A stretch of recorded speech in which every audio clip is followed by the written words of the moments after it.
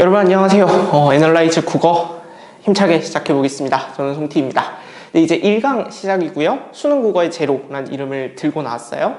그러니까 일단 우리가 국어라는 시험을 시작하기 전에, 시험 공부를 시작하기 전에 이 국어라는 시험이 어떤 시험이고, 수능이라는 시험이 어떤 시험이고, 그 다음에 여러분들이 치르고 있는 입시가 어떤 변화를 거쳐서 왔고, 이런 것들에 대한 이야기를 먼저 해봐야 될 것 같아요. 네, 그래서 오늘은 그런 얘기를 먼저 해보겠습니다. 학습 목표 그런 얘기들로 적어 놓았고요. 수능 국어가 지금의 체계를 갖춘 건 2022학년도입니다. 그러니까 22학년도, 23학년도, 24학년도 해가지고 3번 시험이 치러졌어요. 그리고 여러분들이 치게 될 시험은 2025 수능이죠. 네. 그러면 그 바뀐 해부터 2022학년도 입시부터 계속 매년 뭔가 이슈가 있어 왔거든요. 큰 변화가 있어 왔어요. 그런 것들에 대해서 먼저 좀 이야기를 해보고 가도록 할게요. 올해의 가장 큰 이슈는 이공계에서 미적분, 기하나 과탐 필수가 폐지된 대학이 17개가 늘어났다라는 얘기죠. 그래서 이제 이과를 가려고 해도 미적분, 기하, 과탐을 선택하지 않아도 된다. 그러니까 사탐을 해도 되고 확통을 해도 된다, 이런 얘기가 되는 거죠. 그러다 보니까 이제 여러분들이 과탐 하면 좀 부담이 많이 가잖아요. 근데 그 과탐의 부담을 좀 덜고 사탐으로 갈 수도 있다, 뭐 이런 얘기가 되는 거죠. 그래서 여러분들 이거는 선생님하고 잘 상담해 보세요. 네, 그 다음에 이제 그 전년도 입시인데 서울대에서 과탐2를 필수로 내걸었던 걸 없앴습니다. 네, 전년도에 갑자기 없어져 버린 바람에 이 2 과목을 어떻게 할 것인가에 관한 논의가 많았었고, 대신에 이제 어떤 과는 생지를 선택하지 못하게 막아놨어요. 생지를 선택하면 안 되고 물리나 화학을 반드시 껴라 라고 하는 학과들이 있었고요. 그리고 투 선택을 3점, 5점 가산점을 부여를 했는데, 근데 6평, 9평 치워보니까 투 과목이 표점이 한 10점 정도가 차이가 나는 그런 불상사가 벌어지기 시작하면서 이번 연도는 아마 입시가 나와봐야 알겠지만 아직 2024 입시 결과는 안 나왔어요. 근데 투 과목을 선택하지 않으면 서울대 지원이 불가능한 그런 수준이 아닐까, 뭐 이런 정도로 생각이 됩니다. 그래서 표점을 직접 반영했던 이런 대학들에서 투 과목을 꼭 선택했어야 되는 그런 상황이 벌어지는 거죠. 네. 그래서 입시라는 건 이렇게 한 해 한 해 변할 때마다 그 딱 변한 해의 학생들이 좀 희생양이 되는 그런 경향이 좀 있습니다. 네. 그렇고요. 그 다음에 2023, 이것도 매우 큰 변화였죠. 서울대에서 정시 모집에 내신을 넣겠다, 이렇게 되면서 내신을 이때까지 좀, 우리가 정시라고 하면 내신을 좀 못 친 학생들이 정시를 선택을 하는 또는 선택당하게 되는 그런 경향이 많았었잖아요. 근데 내신을 일부러 집어넣고 뭐 그렇게 됐는데, 결과론적으로 얘기를 하자면 이 내신의 영향력이 그렇게 크진 않았다 정도인 것 같아요. 근데 그러고 나서 그 다음 해에 바로 고려대가 내신 반영 전형을 하나 만듭니다. 정시 영역에서요. 그래서 수능 80%, 교과 20%를 합산해서 결과를 내겠다, 이렇게 나왔고, 이건 이제 결과를 기다려봐야 어떻게 됐는지 알 수 있을 것 같아요. 그래서 입시가 매년 좀 변하는 경향이 강하고 여러분들도 그 변화의 흐름 속에 있기 때문에 이때는 여러분들이 뭔가 이것저것 말이 많이 들려오면 흔들리기가 쉬워요. 굉장히 흔들리기가 쉬운데, 그러지 말고 여러분들이 해야 할 공부를 좀 꾸준히 하는 방향이었으면 좋겠다라는 얘기를 먼저 하고 시작을 할게요.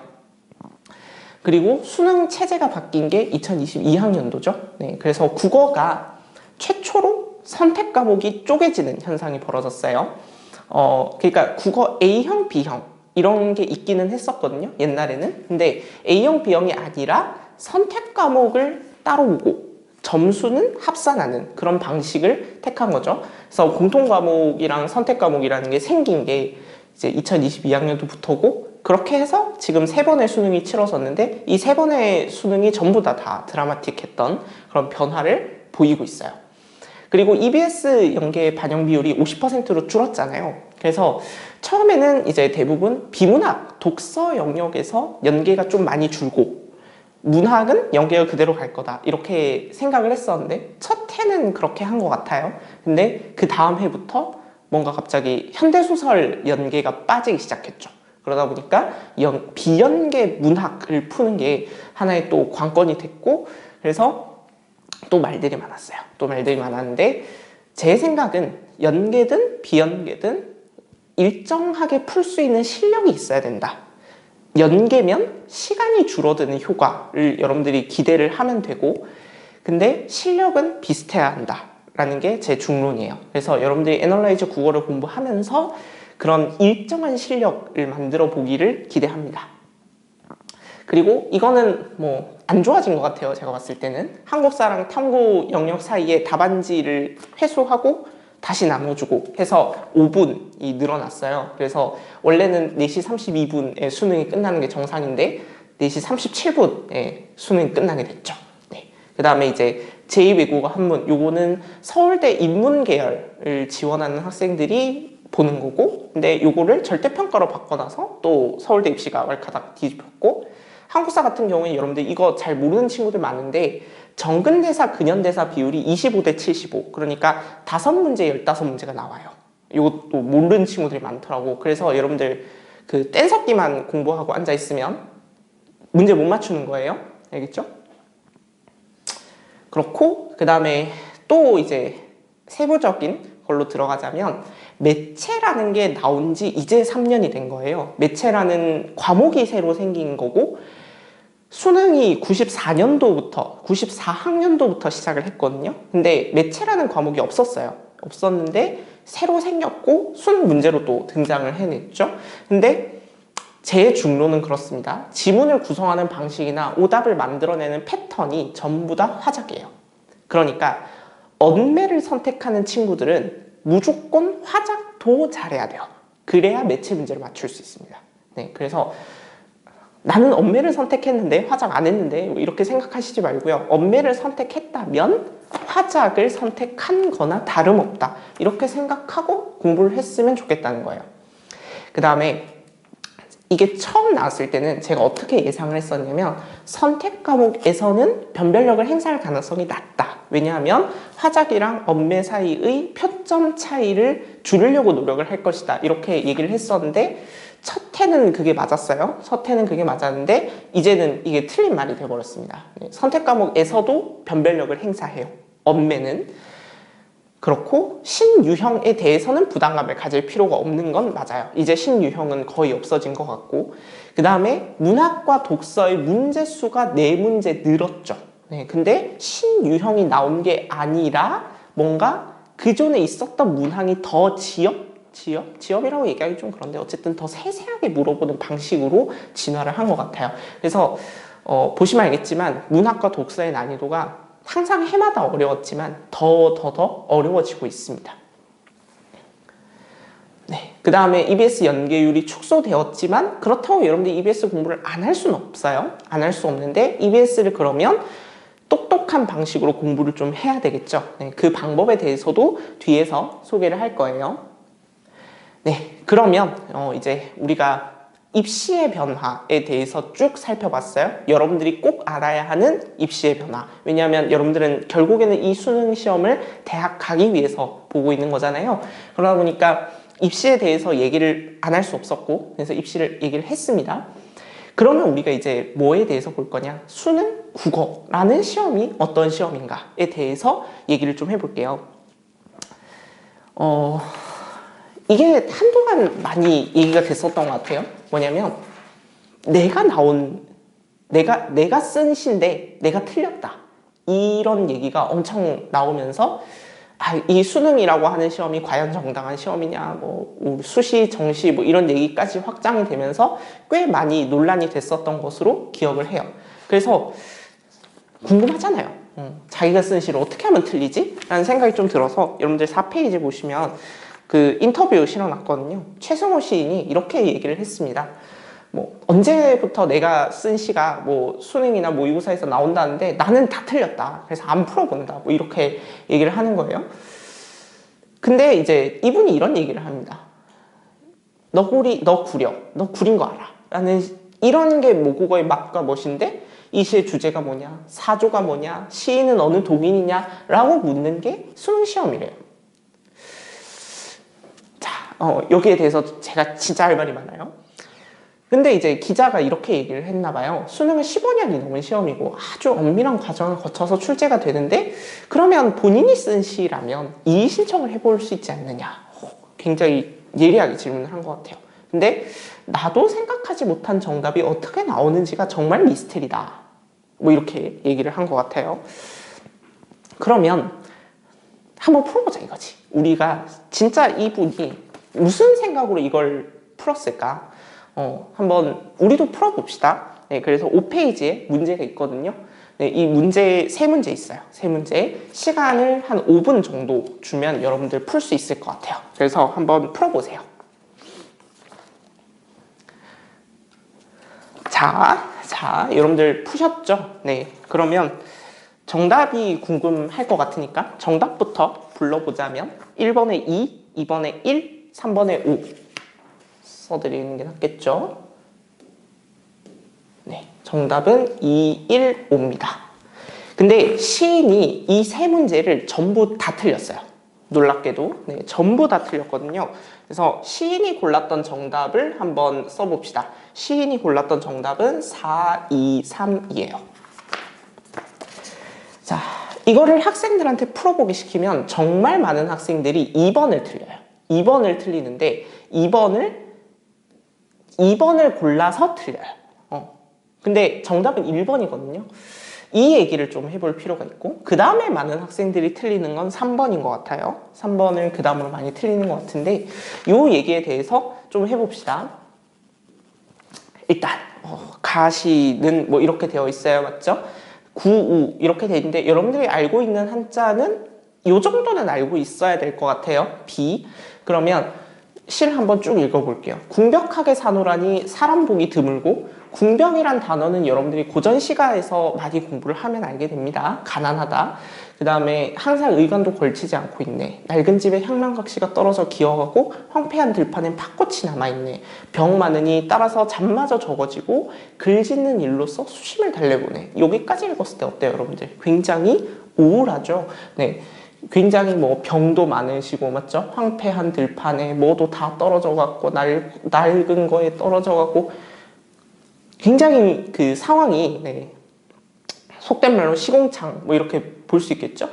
그 다음에 마지막 두 줄 여기에서 많은 친구들이 해석을 헷갈려 하는데 비가 오래 온다고 해서 어찌 괴로워만 하겠는가? 날이 맑아도 또 혼자서 탄식할 것을. 그러면 이거는 괴롭다는 얘기예요? 괴롭지 않다는 얘기예요? 괴롭다는 얘기예요.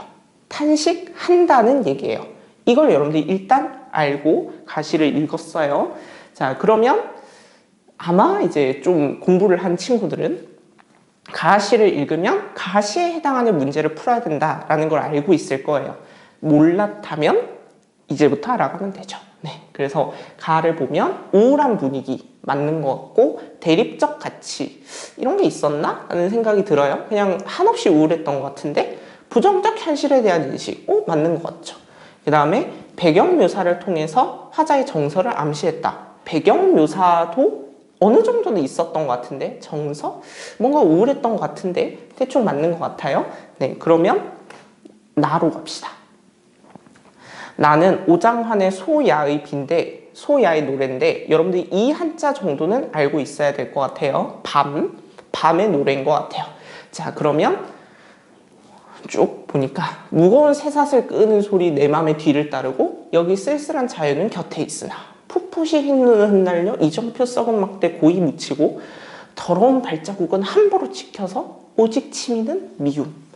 이 사람은 뭔가 되게 미운 것 같아요.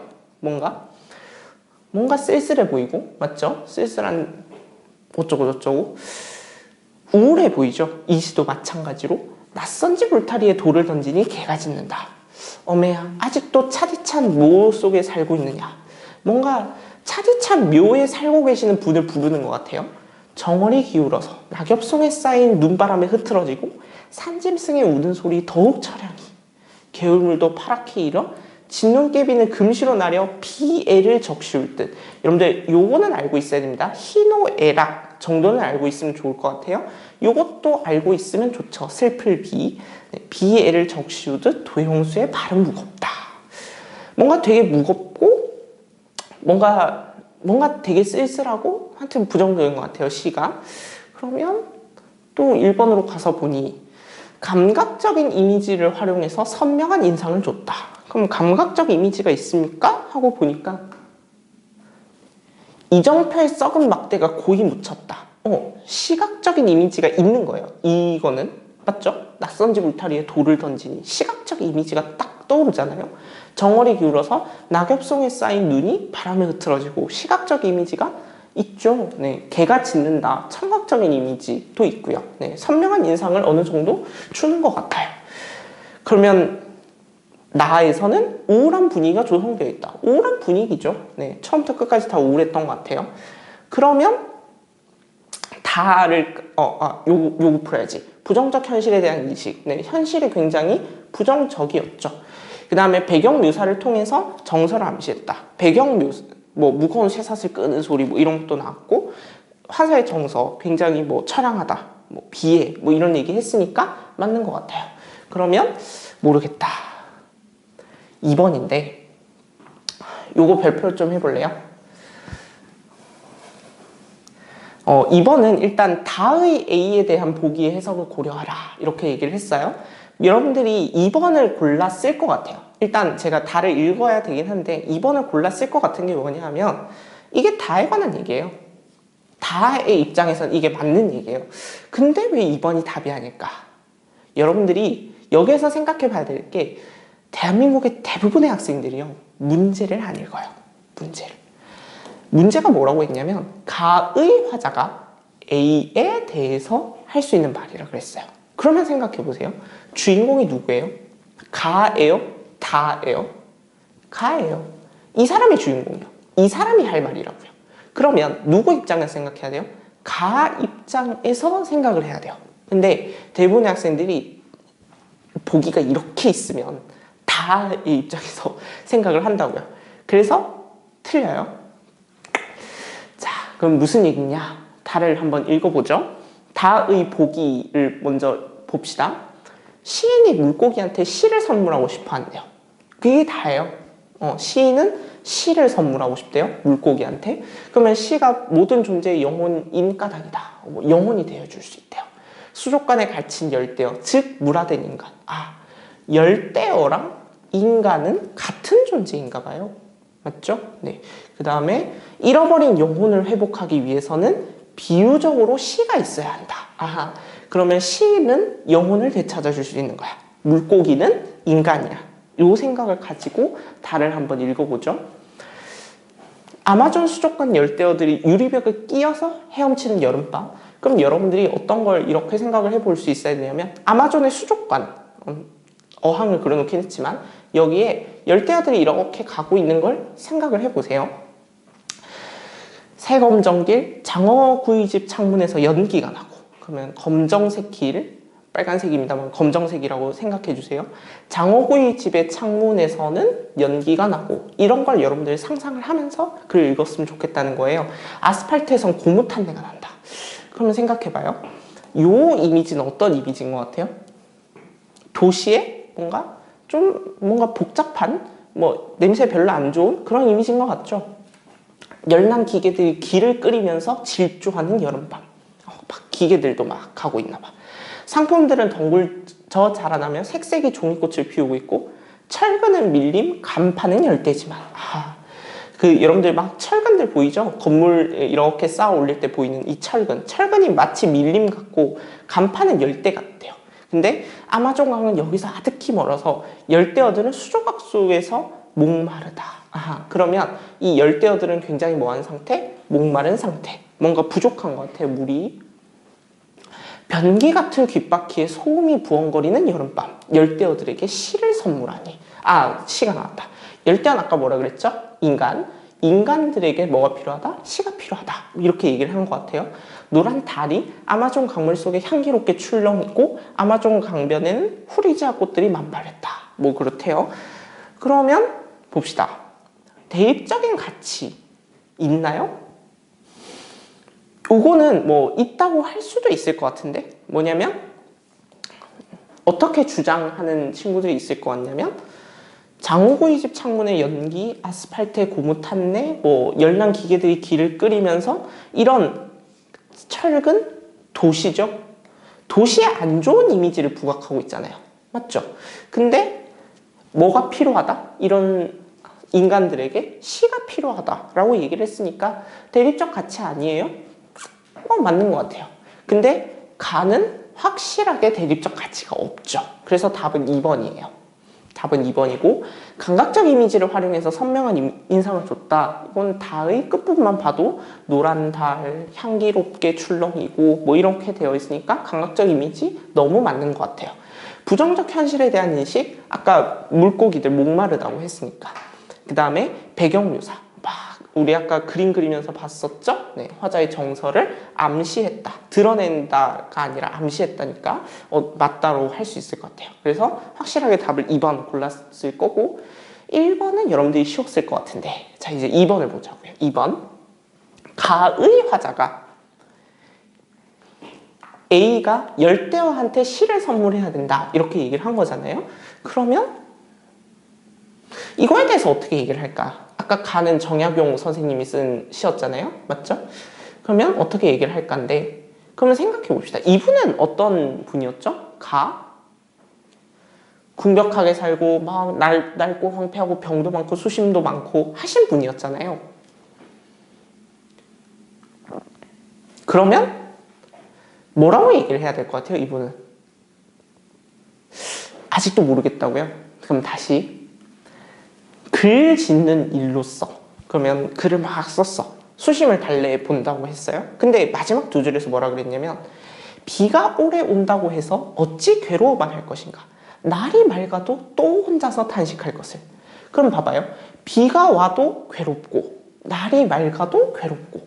그러면 글 짓는 일이 수심, 근심 걱정하는 마음이잖아요. 그걸 달래는데 도움이 됐나요? 딱히 도움이 안 된 것 같죠. 그러면 이분은 뭐라고 얘기를 할까요? 물고기한테 시를 선물해야 될 것 같아요. 다의 화자는 이렇게 얘기를 하고 있잖아. 물고기한테 시를 선물해야 돼. 그럼 정약용이 그게 그런다고 해서 해결이 되겠느냐 이런 식으로 얘기를 해야 되겠죠. 뭐 쉽게 얘기해서 MBTI T식으로 얘기를 해야 될 것 같아요. 그래서 답은 1번입니다. 이거죠. 시가 현실의 문제를 해결해 줄 수 없다. 그러니까 시를 선물해봤자 만족할 수는 없을 것이다. 이렇게 얘기를 할 거라고요. 그러면 2번은 왜 안 되냐면, 황폐한 삶, 이 얘기 있었어요. 하지만 정신적인 가치를 잃지 않으려는 태도, 이거에 대한 얘기가 없죠. 물론 정약용 선생님의 인생관 전체는 이건 맞아요. 근데 정약용 선생님의 인생관 말고 이 가의 시는 이 정신적인 가치를 잃지 않으려는 태도, 이런 게 안 나왔단 말이에요. 그래서 가의 입장에서 봤을 때는 절대 이게 답이 될 수가 없어요. 괜찮아요? 나머지는 뭐 말도 안 되는 소리고요. 그 다음에 3번, 달을 원작으로 한 무용을 공연하기 위해서 토의한 내용이래요. 그러면 여기에서 좁은 공간에 모여서 무질서하게 춤을 추자. 이거는 그 수족관 속에 있는 물고기에 대한 얘기인 것 같죠? 네, 맞는 것 같아요. 복잡하고 시끄러운 도시의 길거리가 느껴지도록 세검정 길에 막 열난 기계들이 길을 끓이면서 막 맞는 것 같아요. 물고기가 헤엄을 치다가 유리벽에 부딪히는 동작을 반복하면 어떤 얘기가 있냐면, 아마존 수족관 열대어들이 유리벽에 끼어서 헤엄친다 그랬거든. 그러면 유리벽을 끼어서 헤엄치면 막 이리저리 부딪히겠죠. 네, 그래서 맞는 것 같아요. 무대는 전체적으로 화려하게 하되 더운 느낌을 주는 조명을 사용하면. 더운 느낌 있나요? 여름밤이라 했으니까 맞는 것 같아요. 처음에는 흰색을 등장을 시키고 마지막에는 검은색을 등장을 시키자. 이게 틀렸거든요. 네, 답이 5번이에요. 답이 왜 5번이냐?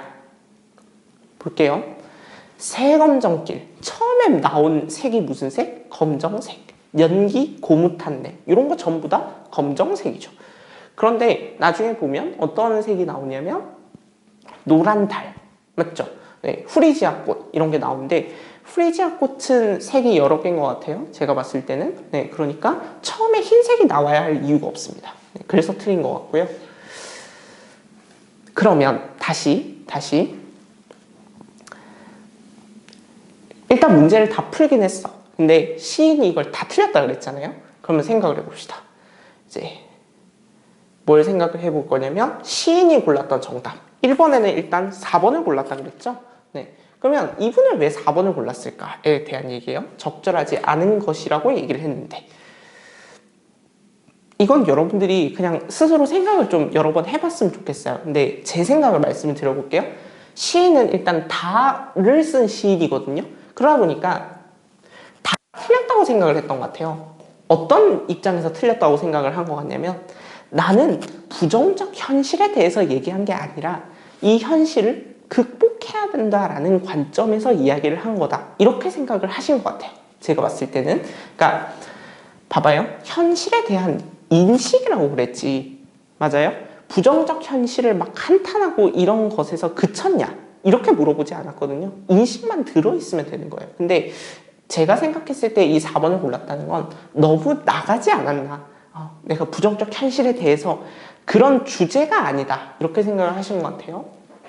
주제 안 물어봤는데 2번은 2번 골랐잖아요. 이건 많은 학생들이 생각했던 것과 비슷한 것 같아요. 그러니까 문제를 안 읽어보신 것 같아요. 가의 화자가 A에 대해서 어떻게 얘기를 할 거냐 이랬는데 가에 대해서 제대로 이해를 하지 않은 거 아닌가 뭐 이런 생각을 해볼 수 있을 것 같고 3번을 틀렸다는 게 전 좀 놀라운데 3번에 3번 고르셨잖아요. 요거에 대해서는 이제 생각을 해보면 헤엄을 치다가 유리벽에 부딪히는 동작을 반복했다 이렇게 얘기를 했는데 유리벽에 끼어서 헤엄친다고 했지 내가 언제 부딪힌다고 했냐 뭐 이렇게 생각을 하셨을 수도 있을 것 같아요. 근데 물론 시인은 이것보다 저 같은 학부 딸이 보다 생각이 훨씬 더 깊으실 수 있겠죠. 근데 제가 추측했을 때는 뭐 이 정도다라는 얘기예요. 그러면 시인이 이런 걸 틀린 건 어떤 이유인 것 같아요? 1번은 뭔가 너무 나간 생각을 하신 것 같고 2번은 문제를 제대로 안 읽으신 것 같고 3번은 또 해석을 너무 막 지엽적으로 하신 거 아닌가? 이런 생각이 들거든요. 근데 이게 놀랍게도 여러분들이 문학 문제를 틀리는 방식들이에요. 다. 네, 문학 문제를 틀리는 방식들이어서 그런 것들에 대해서 좀 생각해 볼 수 있을 것 같다. 놀라운 건 뭐냐? 놀라운 거는 시인이 수능의 목표를 이미 알고 계세요. 무슨 소리지? 인터뷰 마지막에 이런 얘기가 나와요. 시 교육의 목표가 무엇이냐? 안목을 높여주는 것이어야 된다. 더 좋은 작품을 감상해 나갈 수 있는 능력을 만들어줘야 되고 그래서 더 행복하게 살 수 있는 안목을 길러줘야 된다. 이런 얘기를 하시거든요. 놀랍게도 맞아요. 이게 문학, 여러분들이 시를 공부하면서 이런 걸 느꼈어야 돼요. 근데 여러분들이 이런 걸 잘 느꼈나요? 아닌 것 같은데 인생은 지금 여기 경험의 총체니까 그 경험을 최대한 느끼도록 도와주는 것이다. 너무 맞는 말이거든요. 근데 왜 시인은 이런 걸 몰랐을까? 그러면 생각을 해보죠. 수능 국어에 대한 오해가 있으신 것 같아요. 제가 봤을 때는. 그러면 이 수능 국어라고 하는 시험이 어떤 시험인가에 대해서 알아보려면 수능을 출제하는 기관이 발표해주는 자료를 가지고 얘기를 해봐야겠죠. 네, 그래서 수능 리커 여러분들이 앞으로 1년 동안 수험생활 하면서 정말 많이 들어가 봐야 되는 사이트예요. 거기에 자료마당 이렇게 들어가면 수험 자료가 있어요. 여기에 평가원이 학생들한테 제발 수능은 이렇게 공부를 해주세요 라고 하는 책자가 무려 여러 권이 있어요. 여러 권이 있는데 그 중에서 여러분들이 이 3개는 반드시 읽고 들어가야 됩니다. 반드시. 근데 아무도 안 읽죠. 심지어 수험생들은 이게 있다는 사실조차도 모르더라고요. 네. 그래요. 네. 그래서 그러면 제 역할은 뭐냐? 이걸 찾아서 일일이 하나하나 보면서 여러분들이 이렇게 공부를 했으면 좋겠다 이렇게 얘기를 해주는 그런 역할을 해야겠죠. 보자고. 어디에 있냐면 6페이지에 써놨어요. 대학 수학력 시험 학습 방법 안내 뭐 이렇게 돼 있는데 독서 능력은 다량의 정보를 신속하고 정확하게 처리하는 정보화 시대의 국어 생활 맥락과 비판적 창의적 문헌 해석 및 활용 능력을 요구하는 학문 활동 환경을 고려할 때 매우 중요하게 요구되는 국어 능력 중 하나이다. 독서 영역에서는 인물 예술 뭐 어쩌고저쩌고 이걸 읽으면서 안 읽을만 하다. 여러분들이 정말 읽기 싫게 생겼고 뭘 물어보는지도 잘 감이 안 와요.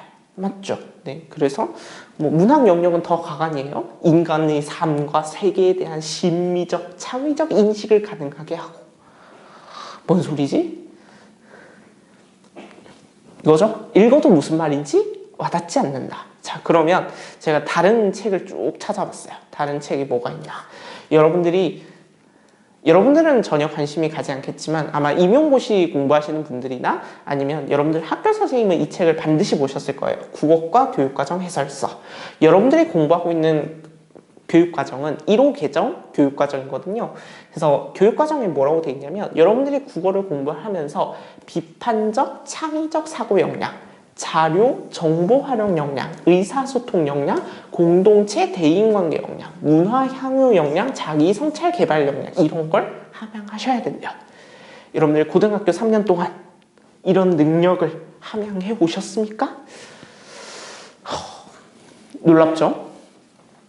또 모르겠어요. 맞죠? 또 모르겠으니까 하나씩 봐야죠. 네, 그래서 비판적, 창의적 사고 역량이라는 게 뭔가에 대해서 보려면 요 문제를 한번 풀어보는 게 좋을 것 같아요. 그래서 두 문제 있거든요. 7쪽에 있는 두 문제. 제가 생각했을 때는 한 3분 정도의 시간이면 적절할 것 같아요. 네, 그래서 한번 풀어보세요. 풀어보셨죠? 네, 그러면 시작해 보도록 할게요. 정답은 일단 4번은 3번이고요. 5번은 2번이에요. 네, 여러분들 정답을 맞추셨는지는 모르겠는데 제가 여기서 얘기하고 싶은 건 뭐냐면 5번이에요. 5번. 반영되지 않은 쓰기 윤리만을 있는 대로 고른 것은 이라고 하거든요. 근데 여러분들이 어떻게 답을 골랐을 것 같냐면 조사 기간, 조사 대상, 조사 방법 있는 것 같은데 얘는 모르겠고 출처를 안 밝힌 것 같은데 맞죠? 출처를 밝힌 것 같은데 맞죠? 출처는 찾았을 것 같고 참고 문헌은 없어. 이렇게 해서 답을 니은, 리을 이렇게 골랐을 것 같거든요. 근데 니은이 대빵 중요하다 이거지. 니은. 학생들이 못 찾는 니은. 조사 결과를 과장, 축소, 왜곡해서 해석하지 않아야 합니다. 이렇게 얘기를 했잖아요. 근데 니은이 답이란 얘기는 이 니은을 안 시켰다는 얘기죠. 그러면 어딘가 조사 결과를 과장, 축소, 왜곡한 부분이 있다는 거예요. 찾으셔야겠죠? 네, 찾아오세요. 일시정지 하시고. 자, 이때 대부분의 학생들이 뭘 답하냐? 학생과 달리 성인은 대부분 걷기를 실천하고 있었다. 잘 찾았어요. 잘 찾았어요. 봐봐요. 학생은 10%, 성인은 44%. 근데 성인이 대부분 걷기를 실천하고 있다. 이렇게 얘기하면 안 되죠. 우리가 대부분이라고 하는 건 이제 영어로 하면 almost잖아요. almost. 근데 이 almost에 해당하는가? 44%가. 그건 아닌 것 같죠? 네. 그건 아닌 것 같아요. 그래서 조사 결과를 과장한 거죠. 어떻게 보면 과장. 근데 제가 얘기하고 싶은 건 이거 말고 하나가 더 있다는 거예요. 그거 한번 생각해 보세요. 여기에서 범위 또 지정해 줄게요. 여기에서 하나 더 이상한 부분이 있어요. 찾으셨나요? 못 찾겠나요? 뭐냐면 굳이 성인을 왜 공원에서 만나냐 이거예요. 제 불만은. 봐봐요. 걷기를 얼마나 하는가를 이제 조사를 하고 싶어서 학생들한테 설문을 했더니 10%인데 성인을 조사를 하는데 굳이 공원에 나갔습니다. 그러면 공원에 있는 성인들은 뭘 할까요? 뭐 걸으려고 나간 거 아니야? 산책하려고 나간 거 아니에요? 그러면 생각을 해봐요. 공원에서 굳이 성인을 만나면 걷기를 실천하냐? 이렇게 물어봤을 때 답을 높게 하겠죠. 응답률이 높을 수밖에 없겠죠. 그래서 이거는 제가 생각했을 때 실험 설계가 약간 잘못됐다. 그러니까 우리가 이공계 계열로 가면 우리가 실험 같은 걸 많이 하잖아요. 변인 통제를 뭔가 잘못한 거 아닌가 이런 생각을 하게 만드는 그런 부분이 있어요. 네, 이런 게 여러분들 비판적, 창의적 사고 역량이다 이렇게 얘기를 하거든요. 비판이라는 말은 뭐죠?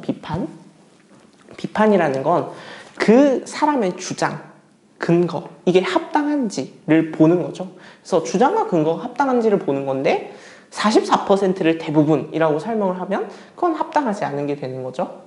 네, 그래서 이런 것들을 여러분들이 수능을 공부하면서 느꼈어야 된다라는 얘기예요. 그 다음에 이제 자료, 정보 활용 역량인데 요거는 여러분들 뭐 제 현역 때 수능 BIS예요. BIS. 이걸 보자마자 머리가 새하얘지더라고.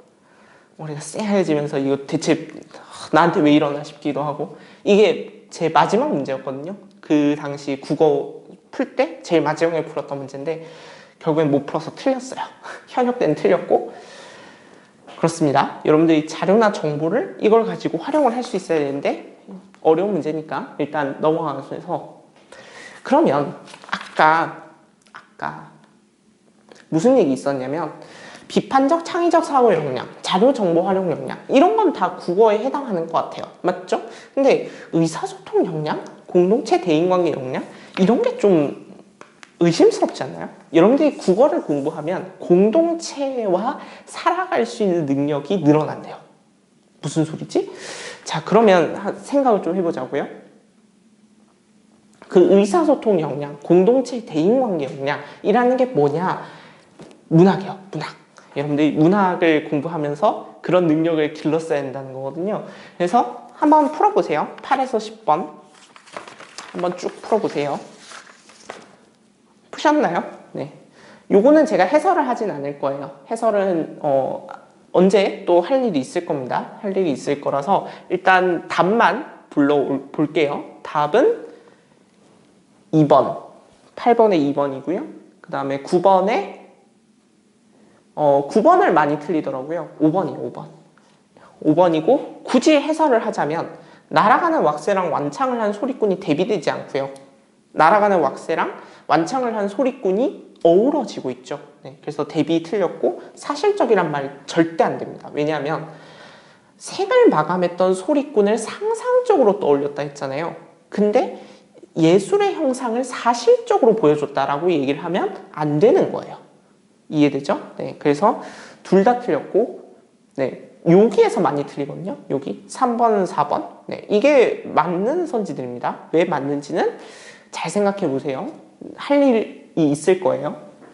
10번도 정말 많이 틀리는데요. 10번도 정말 많이 틀리는데 답은 몇 번이냐면 2번이에요. 잠깐만. 2번이 아니지. 2번으로 많이 틀리고 4번이요, 4번. 4번이 틀렸는데 인간의 삶에서 자연이 티끌처럼 작아 보인다 이렇게 얘기한 적이 없어서 틀린 거예요.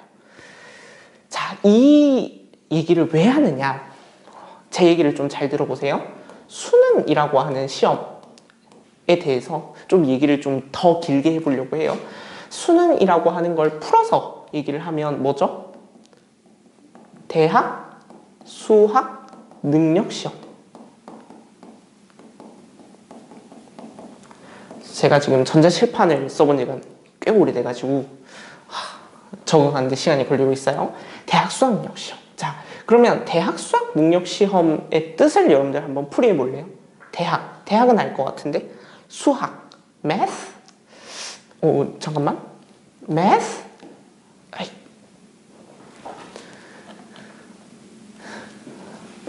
M만 쓰려고 하면 이런 것 같아. math? 아닌 것 같죠? 네, 매스 아니고요.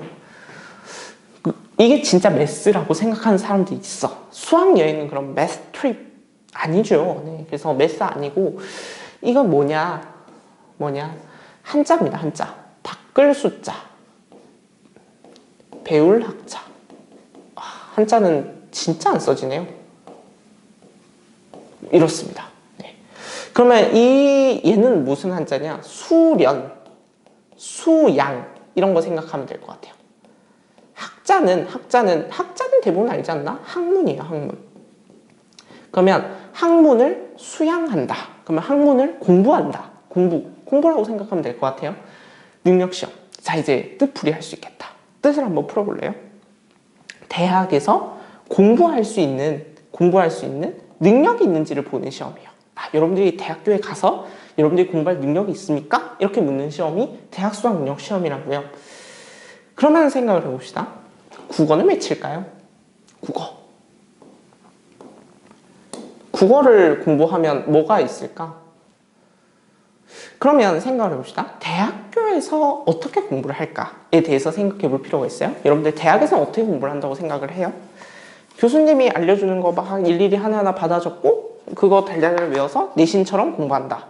물론 그런 과목도 있어. 근데 놀라운 건 뭐냐면 대학 교수들의 강의력은 여러분들이 듣고 있는 선생님들 중에서 제일 강의력이 안 좋은 선생님을 생각해봐요. 그 선생님보다 강의력이 못한 분이 교수님이에요. 에? 그럼 교수님은 왜 대학에서 돈을 받아먹지? 이런 생각이 드는 그런 교수님들이 있거든요. 네. 그건 너무나 당연한 게 교수님들은 가르치는 직업이 아니에요. 교자가 가르칠 교자인데 무려 가르치는 직업이 아니야. 그럼 교수님들은 뭐 하시는 분들이냐면 연구하시는 분들이에요. 연구해서 논문 써서 논문으로 성과를 내서 돈을 버시는 분들이거든요. 그러면 학생들 가르치는 게 1순위가 될 수가 없어. 그게 밥을 벌어먹고 사는 주요한 원인이 아니기 때문에. 그래서 그러면 강의력이 되게 안 좋단 말이에요. 그러면 여러분들이 강의를 막 듣고 공부를 해도 부족한 게 있을 수밖에 없어. 그러면 어디에서 여러분들이 공부를 해야 되냐? 전공 서적을 봐야죠. 맞아요? 전공 서적 일일이 하나하나 뒤져보면서, 맞죠? 전공 서적 일일이 뒤져보면서 찾아야 돼요. 이게 무슨 말이지? 그러면 생각해 봅시다. 다시 국어 시험을 외치는 것 같아요. 전공 서적을 읽을 수 있어야 되니까. 이해돼요? 전공 서적을 읽고 이해할 수 있어야 되니까 국어 시험 치는 것 같아요. 그러면 전공 서적이라고 하면 독서만 치면 될 것 같지 않아요? 맞죠? 독서만 하면 전공 서적을 읽고 쓰는 건데 아무 문제가 없을 것 같은데, 근데 굳이 문학 시험을 여기에다가 넣어놨단 말이에요. 왜일까요? 상위권 이런 커뮤니티 이런 데 가보면 문학시험 도대체 왜 치냐, 문학시험 폐지해야 된다, 뭐 수능은 리트로 바뀌어야 된다, 이런 얘기 정말 많거든요. 문학시험 왜 치는 것 같아요? 여기서 생각해 봐야 될 게 독서랑 문학의 차이예요. 독서랑 문학은 어떤 차이가 있을까요? 둘 다 글이에요. 누군가의 생각을 담은 글이라고요. 근데 차이가 있죠. 어떤 차이가 있냐면 문학은 누군가의 감정을 담고 있어요. 이해돼요? 누군가의 감정에 대해서 이야기하는 글이에요. 뭐 이렇게 얘기를 해도 될 것 같아요. 문학은 누군가의 감정에 대해서 서술한 글인데 독서는 그렇지 않죠. 감정에 대해서 서술을 했다거나 그런 게 아니잖아요. 그러면 문학을 공부하는 건 주로 감정과 관련이 있다는 거네요. 맞죠?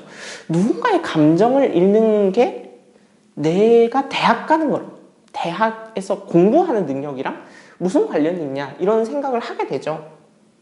왜냐하면 그러면 어디로 돌아가 보면 되냐면 아까 여기 있잖아요. 여기 의사소통 역량, 공동체 대인관계 역량, 이것 때문이에요. 잘 생각해 보세요. 여러분들 대학에 가면 여러분들 공부만 하나요? 아니죠. 동아리 생활도 하고 뭐 교수님과 뭐 면담도 해야 될 일이 있고 발표도 해야 되고요. 맞죠? 글도 써야 되고요. 맞죠? 그러다 보니까 그러면 사회생활을 하게 되는 거예요. 여러분들이 지금도 물론 고등학교에서 사회생활 했나요? 라고 하면 했습니다. 친구들과의 관계, 선생님과의 관계를 잘 해나가는 것도 사회생활이에요. 그 사회생활에서 제일 중요한 거는 서로 간에 대화가 통해야 된다고. 이해돼요? 대화가 통하려면 그 사람의 기분, 그 사람이 무슨 생각을 하고 있는지 이런 걸 잘 헤아려 줘야 된다고요.